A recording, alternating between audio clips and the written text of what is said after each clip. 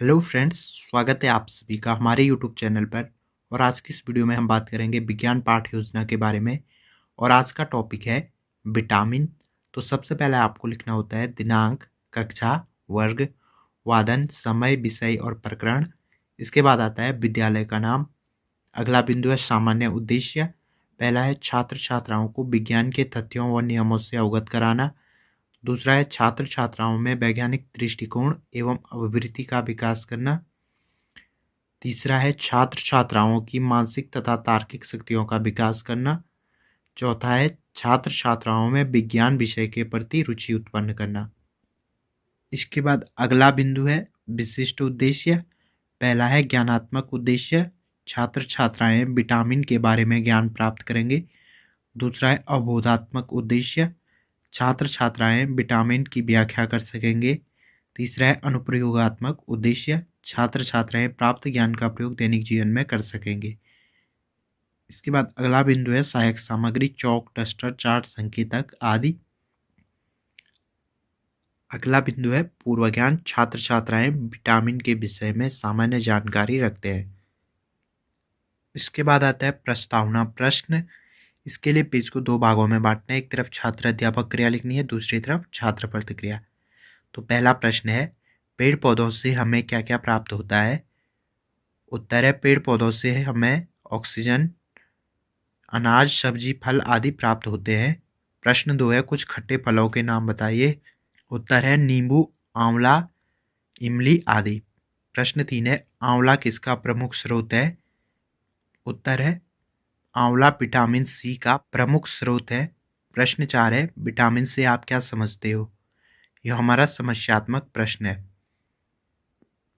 इसके बाद आता है उद्देश्य कथन। छात्रों, आज हम विज्ञान विषय के अंतर्गत विटामिन का अध्ययन करेंगे। अगला बिंदु है प्रस्तुतिकरण। इसके लिए पेज को आपको 7 कॉलम में बांटना है। सबसे पहले कॉलम में लिखना है क्रम संख्या, दूसरे कॉलम में शिक्षण बिंदु, तीसरे कॉलम में अपेक्षित व्यवहार परिवर्तन, चौथे कॉलम में शिक्षण अधिगम परिस्थितियाँ। इसको दो भागों में बांटना है। एक तरफ छात्र अध्यापक क्रिया लिखनी है, दूसरी तरफ छात्र प्रतिक्रिया। उसके बाद वाले कॉलम में शिक्षण विधि और आखिरी कॉलम में मूल्यांकन। तो पहला शिक्षण बिंदु है विटामिन। अपेक्षित व्यवहार परिवर्तन में आएगा छात्र छात्राएं पूर्व ज्ञान का प्रत्यास्मरण कर सकेंगे। छात्र अध्यापक क्रिया में आएगा विकासात्मक प्रश्न। तो पहला प्रश्न है हमारे शरीर को ऊर्जा कहाँ से प्राप्त होती है। उत्तर है हमारे शरीर को ऊर्जा भोजन से प्राप्त होती है। प्रश्न 2 है भोजन में कौन कौन से पोषक तत्व उपस्थित होते हैं। उत्तर है भोजन में कार्बोहाइड्रेट, प्रोटीन, वसा, विटामिन आदि उपस्थित होते हैं। प्रश्न 3 है विटामिन किसे कहते हैं। छात्र प्रतिक्रिया में आएगा अस्पष्ट उत्तर। शिक्षण विधि में आएगा प्रश्नोत्तर विधि। इसके बाद आता है छात्र अध्यापक कथन। विटामिन ऐसे कार्बनिक यौगिक हैं जिसकी आवश्यकता मानव शरीर में अल्प मात्रा में होती है। सामान्यतः विटामिन ईंधन पदार्थों के संश्लेषण का नियंत्रण करते हैं। विटामिन प्राणियों की वृद्धि एवं विकास के लिए आवश्यक है। ये शरीर की विभिन्न उपापचयी क्रियाओं का नियंत्रण और शरीर की बीमारियों से रक्षा करते हैं। विटामिन की कमी से होने वाले रोग को अपूर्णता रोग कहते हैं। अपेक्षित व्यवहार परिवर्तन में आएगा छात्र छात्राएं नवीन ज्ञान प्राप्त करेंगे। छात्र प्रतिक्रिया में आएगा छात्र छात्राएं ध्यानपूर्वक सुनेंगे व समझेंगे। शिक्षण विधि में आएगा स्पष्टीकरण विधि। और मूल्यांकन में पहला प्रश्न है विटामिन के कार्य बताइए। दूसरा शिक्षण बिंदु है विटामिन के प्रकार। अपेक्षित व्यवहार परिवर्तन में आएगा छात्र छात्राएं पूर्व ज्ञान का प्रत्यास्मरण कर सकेंगे। इसके बाद आता है विकासात्मक प्रश्न। तो पहला प्रश्न है विटामिन की कमी से क्या होता है। उत्तर है विटामिन की कमी से शरीर में रोग होते हैं। प्रश्न 2 है विटामिन कितने प्रकार के होते हैं। छात्र प्रतिक्रिया में आएगा अस्पष्ट उत्तर।